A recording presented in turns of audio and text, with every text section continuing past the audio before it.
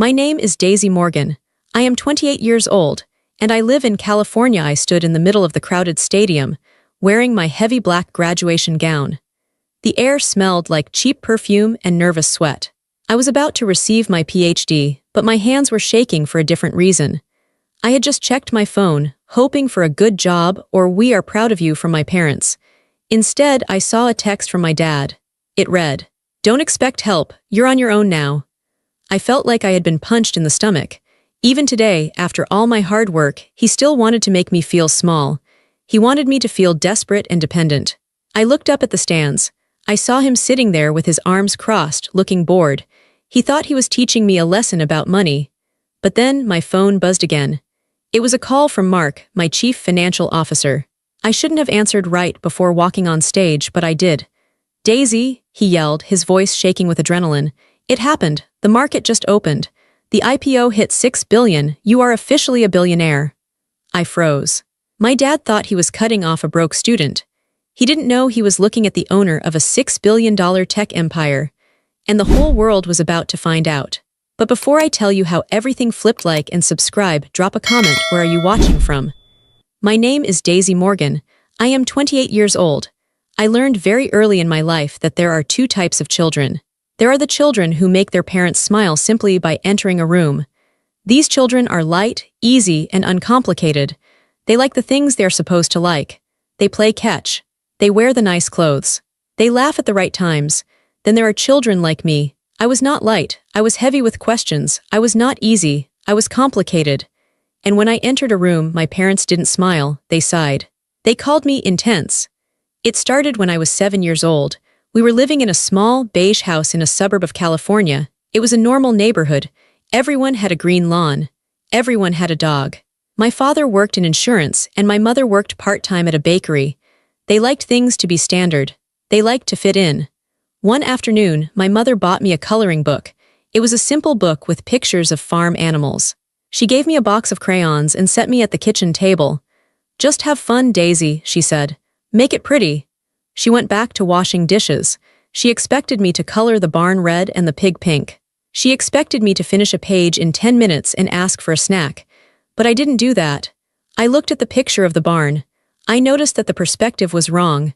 The lines of the roof didn't match the lines of the walls. It bothered me. It didn't look like a building that could stand up. So, I took my black crayon and I started to redraw the structural beams.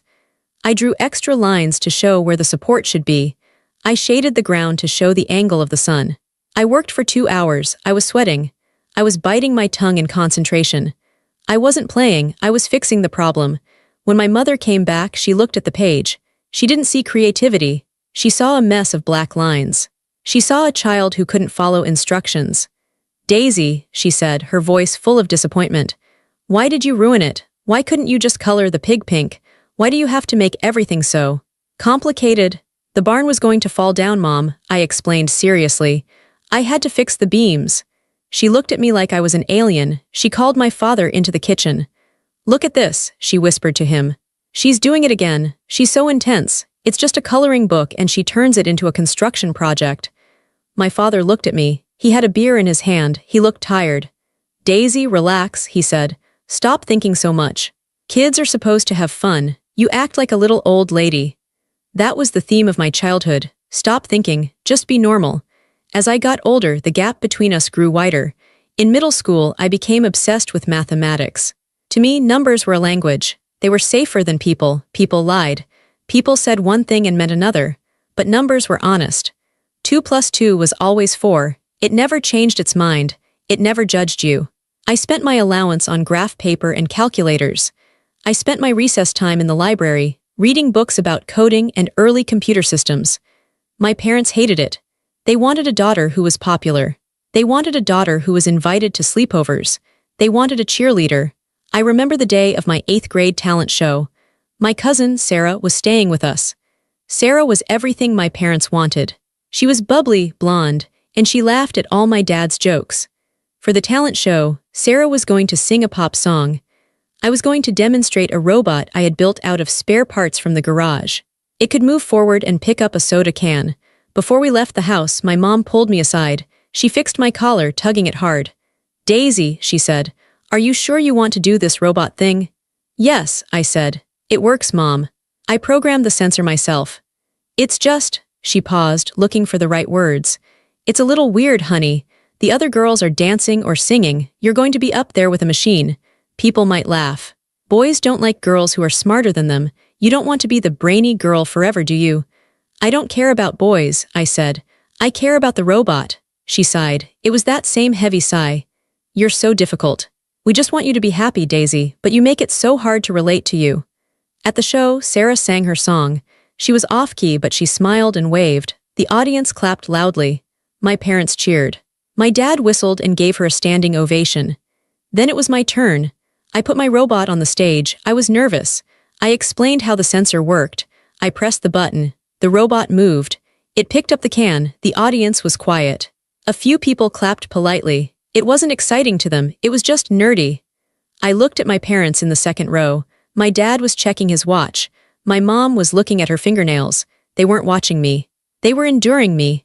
They were waiting for it to be over so they could go home and tell Sarah how great she was. That moment broke something inside me.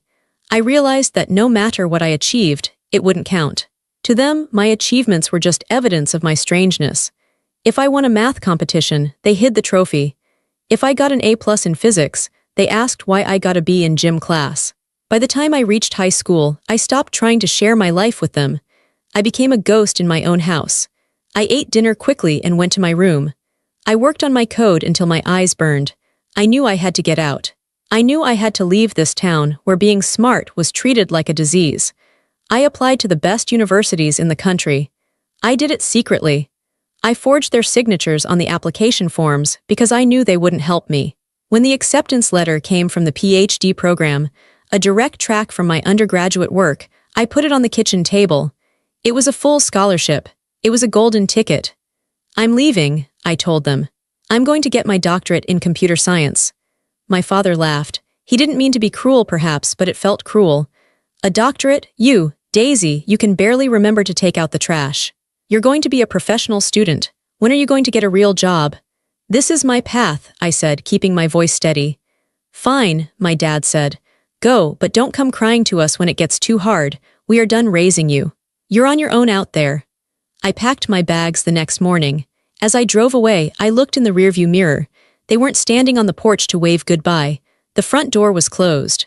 They were inside, probably watching TV, probably relieved that their intense daughter was finally gone. I didn't cry. I turned the radio up. I told myself I didn't need them. But deep down, the little girl inside me was still screaming, begging them to run out of the house and tell me not to go. They never did. The university was a different world.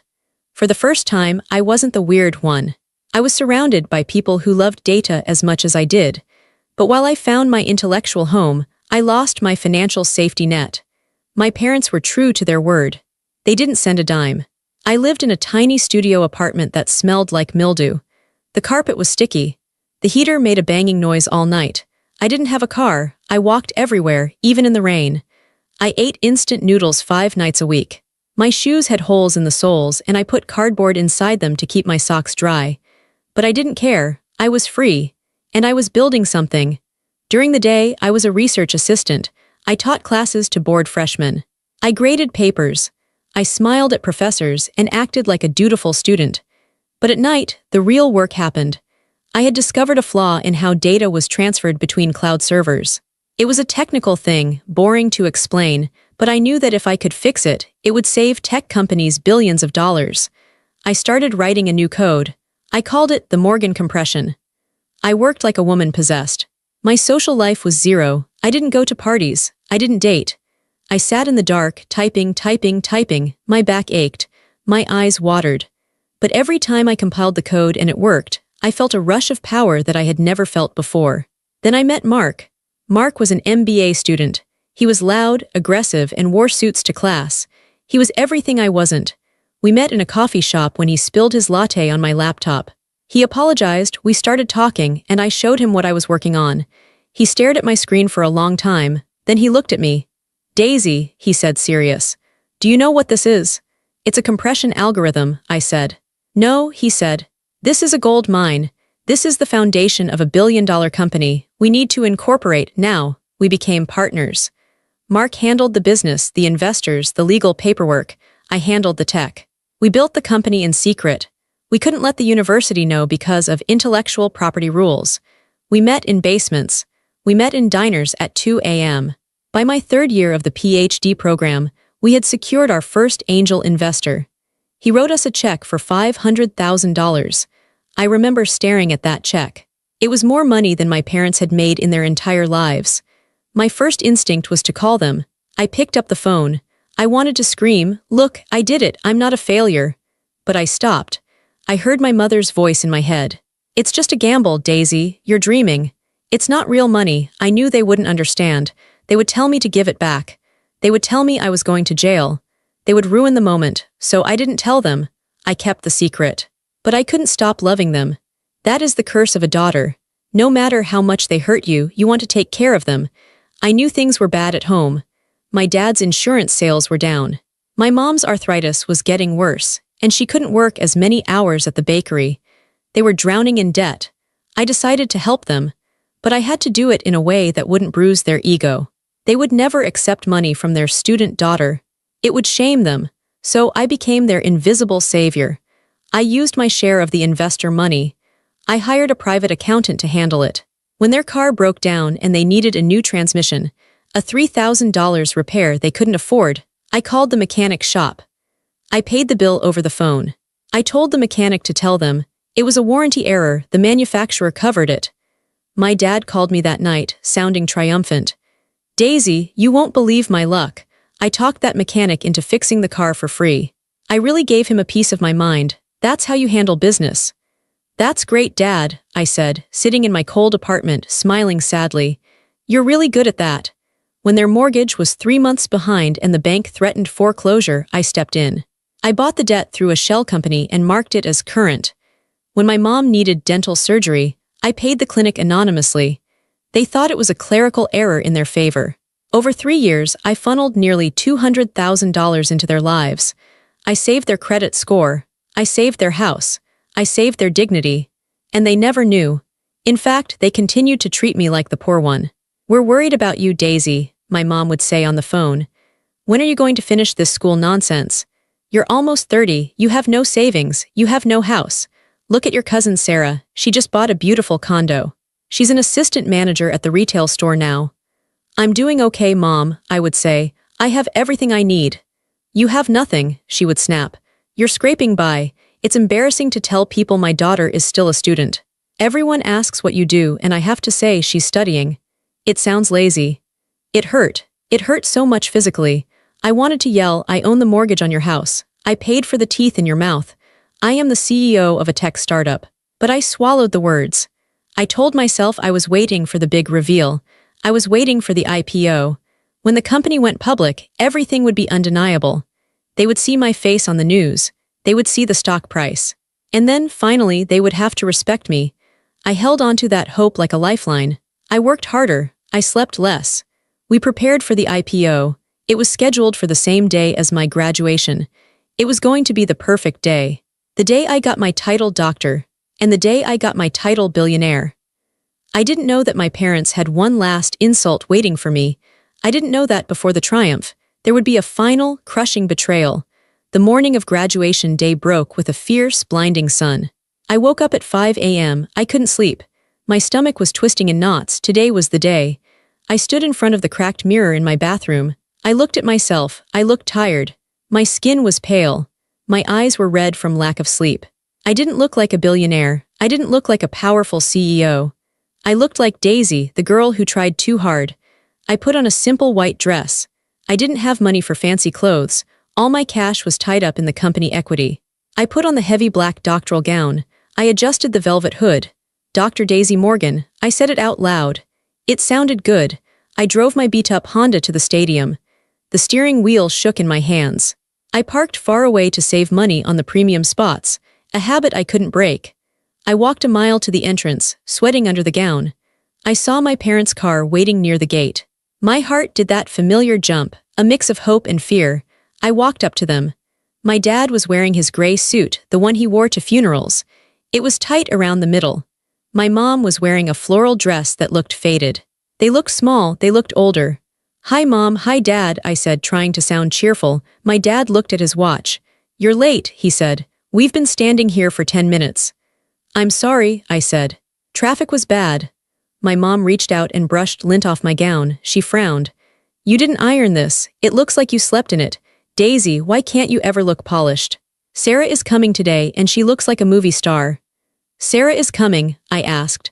I felt a pit in my stomach. Of course, they brought Sarah. She wanted to support you, my mom said. Even though she thinks this degree is a waste of time, too. We walked toward the stadium. The conversation was strained. I tried to tell them about the ceremony. I'm sitting in the front row, I said. I'm receiving a special commendation for my research. That's nice, my dad grunted. Does the commendation come with a check? Because if not, it doesn't matter. He stopped walking and turned to me. His face was serious. Listen, Daisy. We need to talk about what happens after today. We're going to a nice lunch with Sarah afterwards. You can come, but you'll have to pay for your own meal. We can't afford to feed you anymore. I blinked. Dad, it's my graduation. I can pay, that's fine. Good, he said. Because things are tight, we have bills, you wouldn't understand. I understand more than you know, I thought. I paid your bills. We separated at the gate. They went to the family seating. I went to the graduate holding area. I found my seat. It was a metal folding chair in the middle of a football field. The sun was beating down. Thousands of students were buzzing with excitement. I felt alone. I sat there, clutching my phone. I was waiting for Mark. The stock market opened at 9:30 a.m. Graduation started at 10 a.m. The timing was tight. Mark had texted me 10 minutes ago. Pre-market trading is insane. Demand is off the charts. Get ready. I was nervous about the money, yes. But I was more nervous about my parents. I kept looking up at the stands, trying to find them in the sea of people. I wanted to see them waving. I wanted to see them smiling. Then my phone buzzed. It wasn't Mark. It was a text from Dad. My heart hammered. Maybe he felt bad about the lunch comment. Maybe he was texting to say, good luck down there. I opened the message. The words were stark against the white screen. There were no emojis. No love, Dad. Just cold, hard text. Daisy, your mother and I have been talking while waiting. We need to be clear. Now that you have this degree, you are cut off. Completely. Don't think you can move back into your old room. We turned it into a sewing room for your mother. And don't ask for money to pay your rent while you look for a job. We have our own lives. You chose to play scientist for 10 years. Now you deal with the real world. Don't expect help. You're on your own. I read it twice. The air left my lungs.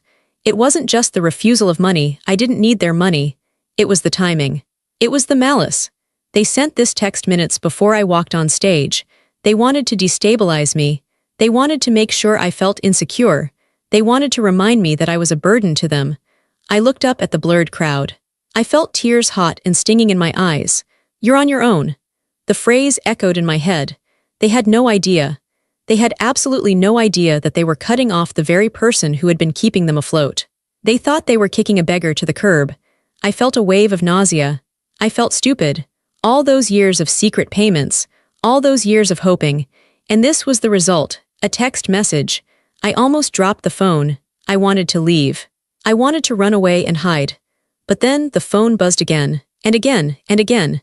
It started vibrating violently in my hand. The screen lit up. It was Mark calling, and under his name, a notification from a news app popped up. Breaking, Morgan Technologies IPO shatters records. I stared at it. The tears in my eyes didn't fall. They froze. My sadness didn't disappear, but it changed. It hardened. It turned into something cold and sharp. I looked at the phone. I looked at the text from my dad one last time. Don't expect help. Okay, Dad, I whispered to the empty air. I won't. I swiped the screen to answer Mark. The ringtone was piercing. I had forgotten to silence it. A few heads turned in my direction. Hello, I said. My voice sounded strange to my own ears, distant, robotic. Daisy, Mark's voice was a roar. I had to pull the phone away. Are you sitting down? Tell me you are sitting down. I'm sitting, I said. Mark, what is the number? The opening bell just rang, Mark shouted. The stock opened at 40. It jumped to 50 in 3 seconds. Daisy, the institutional investors are fighting over it. The market cap just crossed $6 billion. I closed my eyes. $6 billion. Your equity, Mark continued, breathless. Your 51% stake. Do the math, Daisy. You are worth over $3 billion. Right now, today, you are one of the richest women in America. The world went silent. The noise of the graduation band faded. The chatter of the students disappeared. I was in a bubble of silence.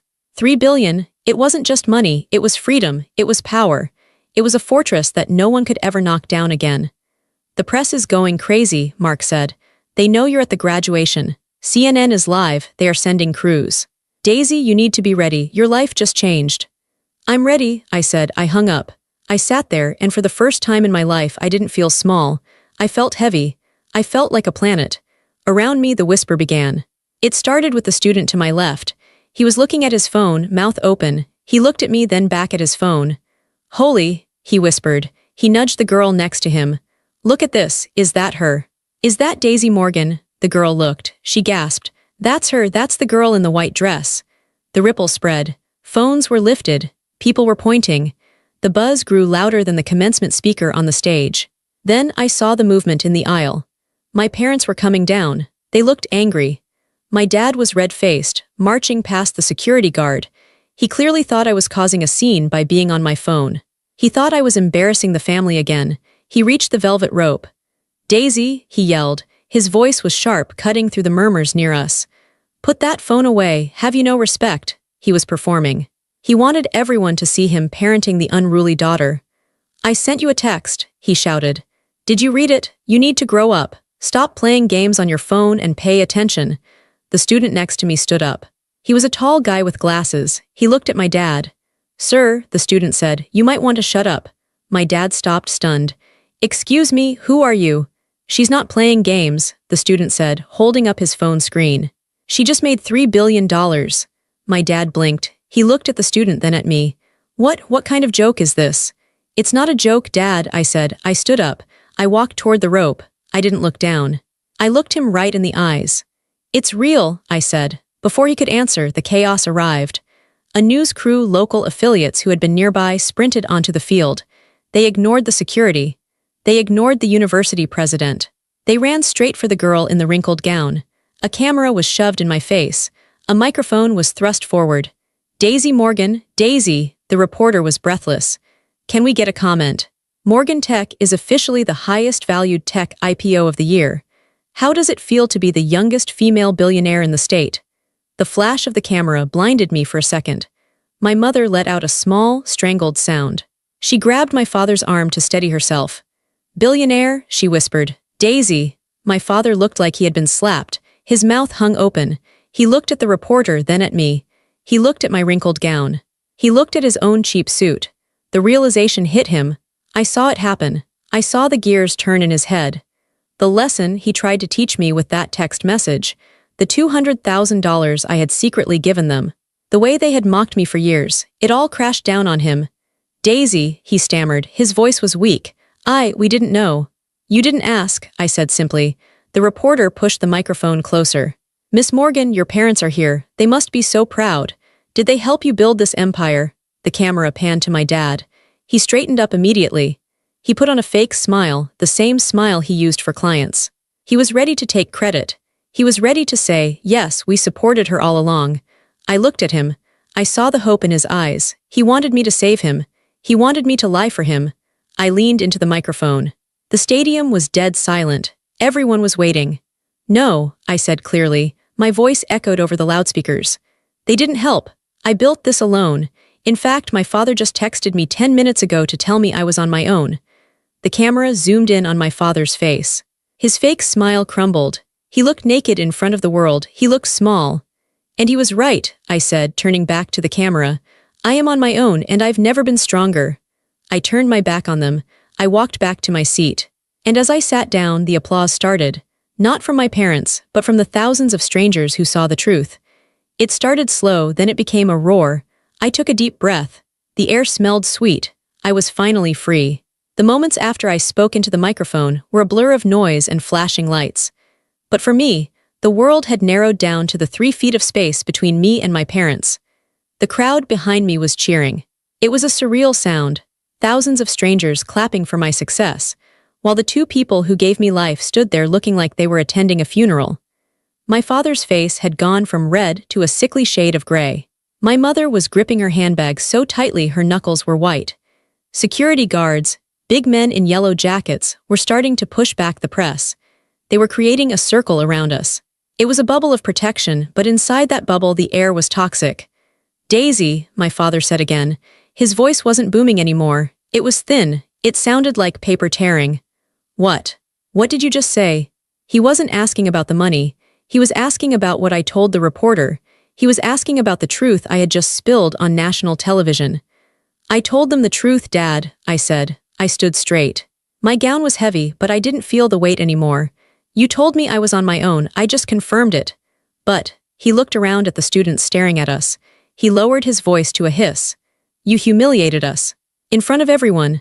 How could you do that, after everything we've done for you?" I felt a laugh bubble up in my chest. It wasn't a happy laugh, it was sharp and cold.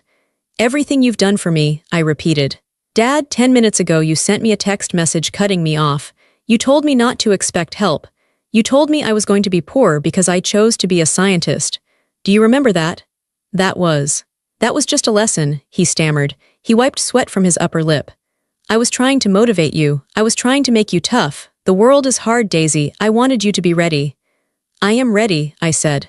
"I'm so ready that I built a $6 billion company while you were busy comparing me to cousin Sarah."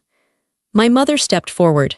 Her eyes were wide, darting between me and the security guards. She looked terrified, but I could also see the gears turning in her head. She was doing the math. "Daisy," she said, her voice shaking. "Is it true, the number the man on the phone said? 3 billion. Is that real money?" "It's equity, Mom," I said. "But yes, it's real. I own 51% of the company." She let out a breath. Her hand reached out to touch my arm, but I took a step back. I didn't want her to touch me. Not yet, not while the sting of their rejection was still so fresh. "Oh, honey," she said, and her tone changed instantly. It went from the critical, nagging tone she had used in the parking lot to a soft, wheedling voice. "We didn't know. Why didn't you tell us? We would have supported you. We would have been your biggest cheerleaders." "You had 28 years to be my cheerleaders," I said softly. "You didn't need to know I was rich to be proud of me. You should have been proud of me when I won the coding competition in high school. You should have been proud of me when I got the scholarship. You should have been proud of me just for working hard." "We were proud," my dad lied. He was regaining some of his bluster now. We express it differently. We wanted you to be practical. We were worried about you starving in some basement." "Worried about me starving?" I looked at him. "Dad, who do you think paid for the new roof on the house last year?" He blinked. "What? The roof," I said. "The new shingles. The contractor said it cost $12,000. "Who paid for it?" "That was a state grant," my dad said confidently. "I applied for a senior citizen grant. The contractor said we qualified." I shook my head. I pulled my phone out of my pocket. My hands were steady. I opened my banking app. I scrolled back through the history. "Look," I said. I held the screen up to his face. "What is this?" he asked, squinting at the screen. "That is a wire transfer," I said. $12,000. "From DM Holdings." "That's me, Daisy Morgan Holdings. I paid the contractor. I told him to tell you it was a grant because I knew you would never take money from your failure of a daughter." He stared at the screen.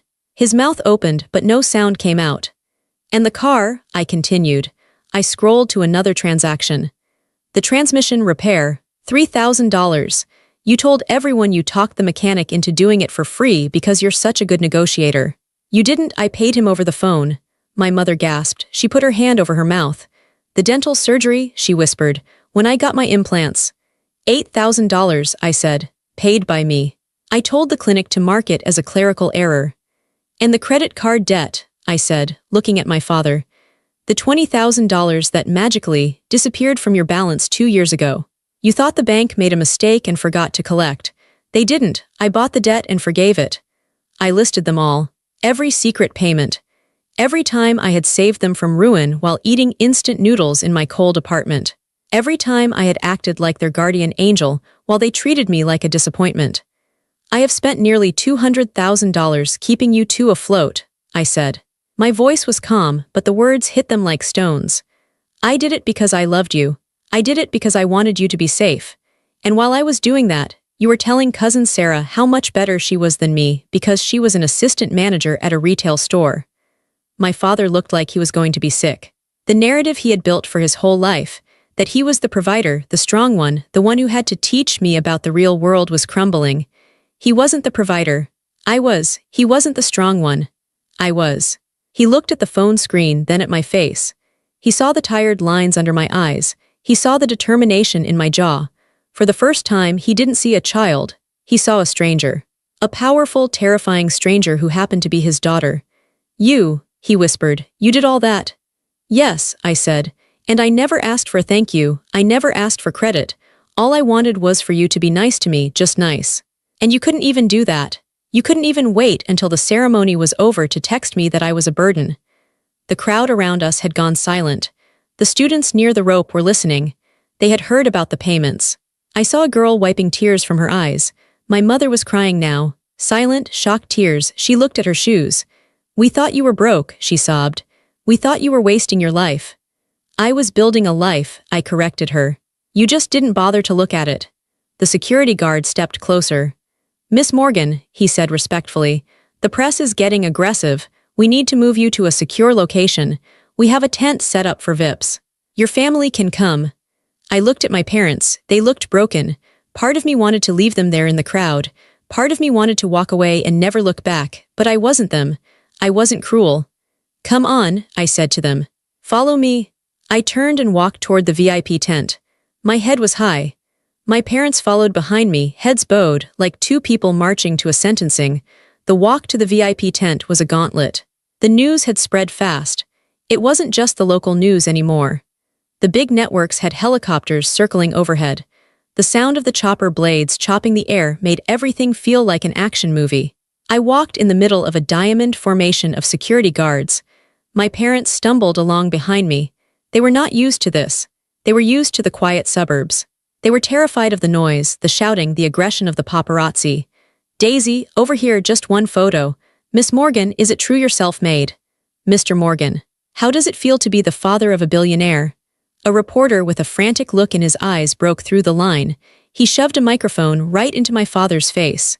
Sir, the reporter yelled, did you know about the company? Did you invest early? People are saying this is the greatest American success story since Steve Jobs. What was your role? My father stopped walking. He looked like a deer in headlights. The camera lens was inches from his nose. This was the moment. This was the moment where he could have lied.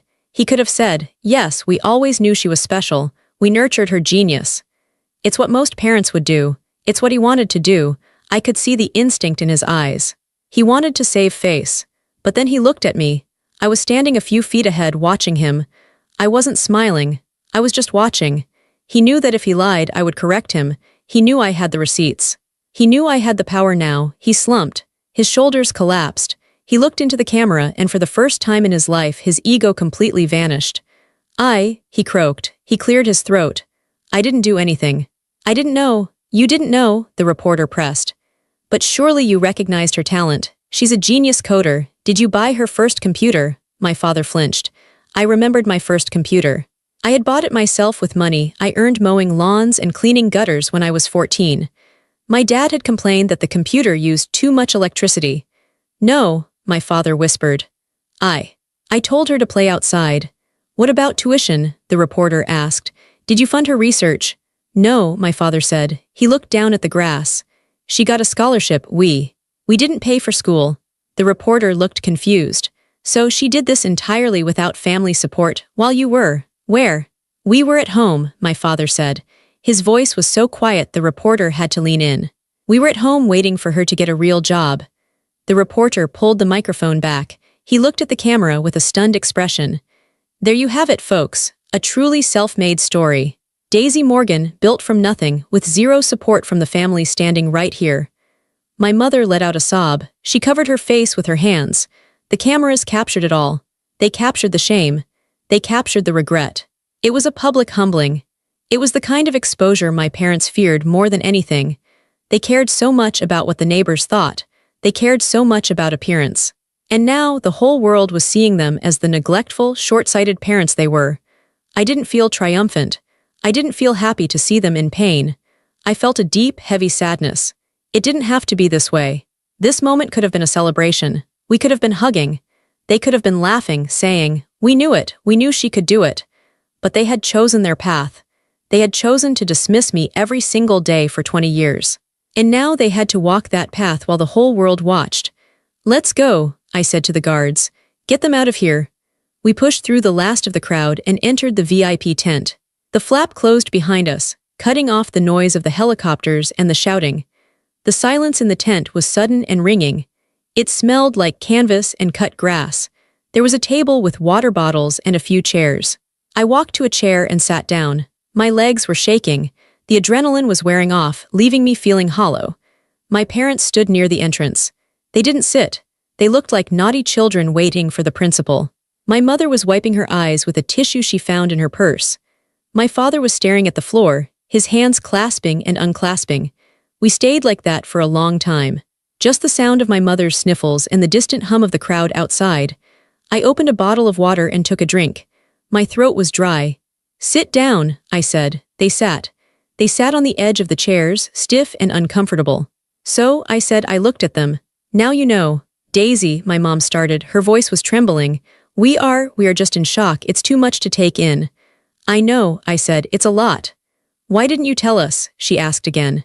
"Why did you keep it a secret?" "Because you would have laughed," I said simply. "We wouldn't have," she began. "Yes, you would have," I cut her off. "Mom, be honest. If I had told you 2 years ago that I was building a billion-dollar company in my dorm room, what would you have said? You would have told me I was crazy. You would have told me to focus on my classes. You would have told me to be more like Sarah."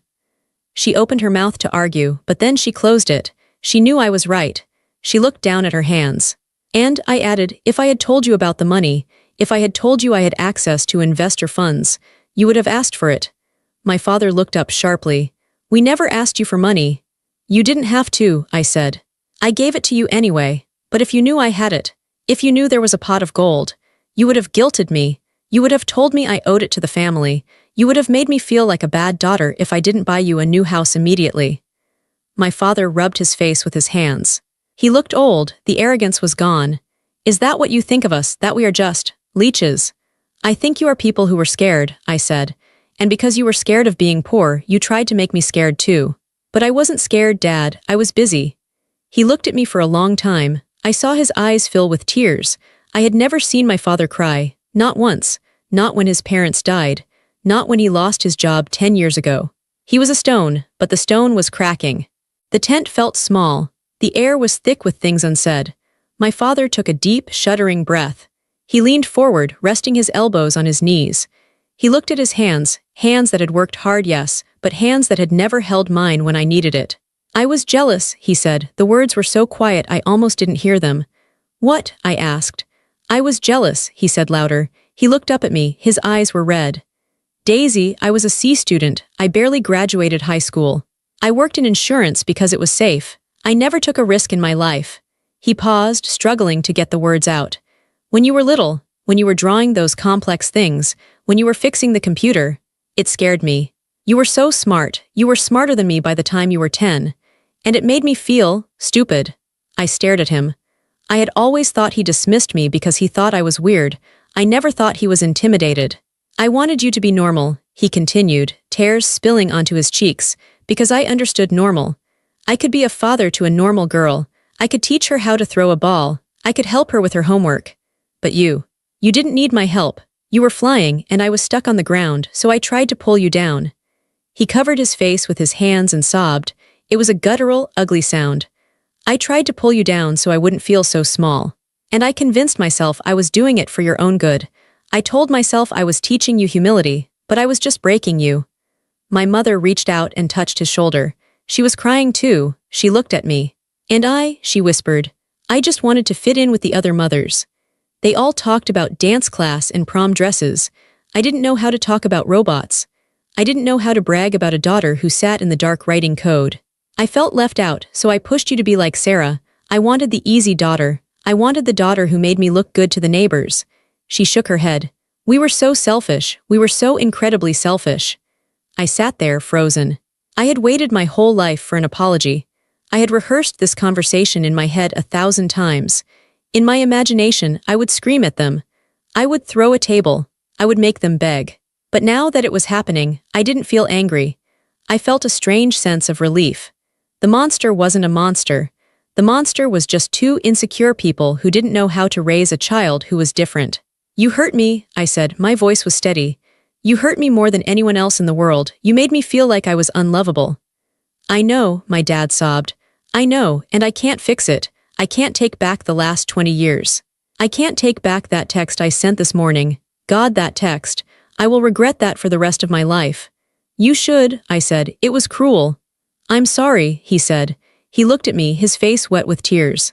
Daisy, I am so sorry. Not because you're rich. I don't care about the money right now. I'm sorry because I missed it. I missed knowing you. I missed seeing my own daughter grow up. My mother nodded. We are so proud of you, Daisy. And we are so ashamed of ourselves. It was the first time they had ever said those words. We are ashamed. I looked at them. They looked small and pathetic. They weren't the giants who controlled my happiness anymore. They were just two old people sitting in a tent. I stood up. I walked over to them. I didn't hug them. I wasn't ready for that. But I put my hand on my father's shoulder. I accept your apology, I said. He grabbed my hand and squeezed it. He held on like a drowning man. But, I said, pulling my hand back gently, things are going to be different now. I'm not the little girl you can lecture anymore. And I'm not the secret bank account you can drain. If you want to be in my life, it's going to be on my terms. Anything, my dad said. Anything you want. We'll see, I said. The flap of the tent opened. A security guard poked his head in. Miss Morgan, the limousine is here to take you to the press conference, and your CFO is on the line again. I nodded. I'm coming. I looked at my parents. You can take the limo with me, or you can take your car home. My dad stood up. He wiped his face with his sleeve. He looked at me with a newfound respect, fear mixed with awe. We'll follow you, he said humble. We don't want to intrude, we'll be there if you need us. Okay, I said. I turned and walked out of the tent. I stepped back into the sunlight. The cameras started flashing again, but I didn't blink. The weeks following graduation were a whirlwind. My face was on the cover of Forbes. I was interviewed by Oprah. I rang the opening bell at the stock exchange. But the real change happened in the quiet moments with my family. We had a dinner 2 weeks later. I invited them to a restaurant, a nice one but not too flashy. I didn't want to overwhelm them. When I walked in, they were already seated. They stood up when they saw me. That was new. My father pulled out my chair. That was definitely new.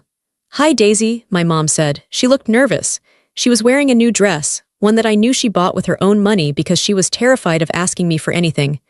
Hi, Mom, I said. We sat down. The waiter came over and treated me like royalty.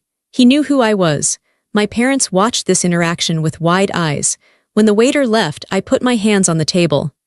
Okay, I said. Let's talk about the rules. Rules, my dad asked. Yes, I said. I want to have a relationship with you. You are my parents. But the dynamic we had before, the one where you criticize me and I pay your bills in secret, that is over. They nodded quickly.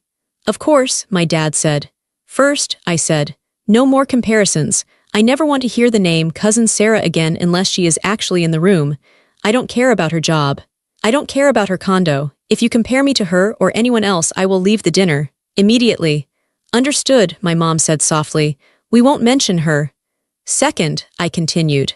I am going to pay off your mortgage officially. I'm going to set up a retirement fund for you. My dad started to protest. Daisy, no, we can't accept. Stop, I held up a hand. I'm doing it because I can. And because I don't want you to worry. But here is the condition. You never, ever give me advice on money again. You don't tell me how to spend it. You don't tell me I'm being reckless. You respect that I know what I'm doing. If you start lecturing me about pennies, the funding stops. My dad swallowed hard. It was a complete reversal of roles. He was the child now, and I was the provider setting the allowance rules. It was humbling for him, but he nodded. I promise, he said. I trust you, Daisy. You obviously know more than I do. And third, I said, my voice softening, I need you to get to know me, the real me, not the daughter you wanted, but the daughter you have. I want you to ask me about my work, and I want you to actually listen to the answer. I don't want you to glaze over. I want you to try to understand what I do. We will, my mom said. She reached across the table and took my hand. We bought a book, she said shyly. Coding for Beginners. Your dad and I are reading it. It's hard, but we want to understand what you built. I felt a lump in my throat. That was the sweetest thing they had ever done. Thank you, I said. The dinner was awkward at times. Old habits are hard to break.